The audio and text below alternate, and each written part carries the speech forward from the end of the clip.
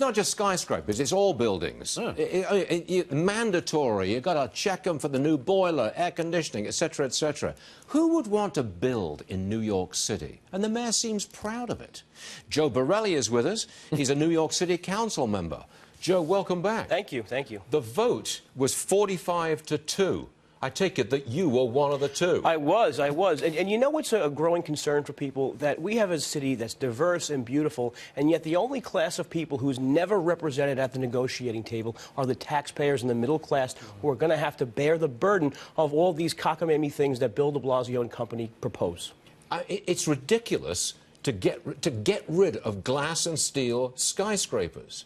Well, what's going on here? There was a time in our history not too long ago when the construction of big, beautiful glass skyscrapers that would penetrate the clouds was seen as progress. And if I was running for president in 2020 and I was the mayor of a city, I might be even touting those things as great and wonderful.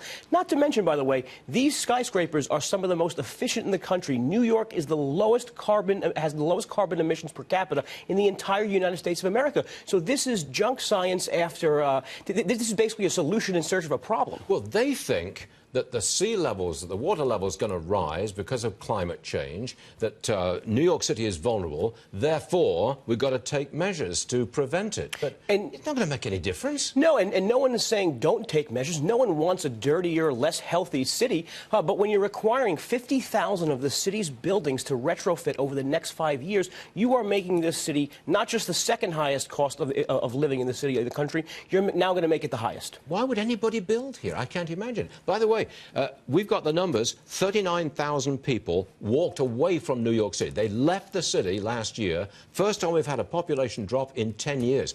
I think that that's just the beginning of the exodus.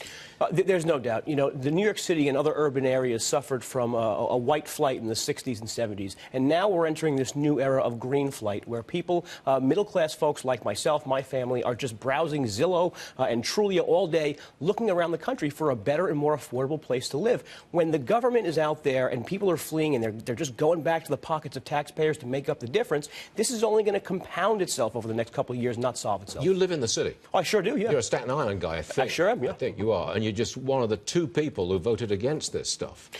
I mean, a lot of people that you know, middle-class folks who live in New York City, are they thinking the same way as you are? They're looking at Zillow for Pennsylvania houses and stuff? Look, as telecommuting becomes more popular, as people leave the city with fatter pensions and good benefits down the road, they don't need to live here. And when you're doing everything you can to make the cost of living higher, make the value of living in New York City less, it shouldn't be surprising. I think politicians need to be honest with themselves about why folks are leaving. Nothing will change in New York City until more people vote. At the moment, and get rid of Bill DeBlasio, of course. Yeah. Well, it's a tiny fraction of people who actually vote in mayoral elections. Oh, sure. I mean, this is a one-party government, and this is probably the biggest one-party state outside of China, if you really think about it, with a $92 billion budget. People need to vote different parties and elect people who will keep a real check on the mayor. Joe, we're glad you're with us this morning. Thank you. Joe Borelli, thank you very much, sir. Appreciate it.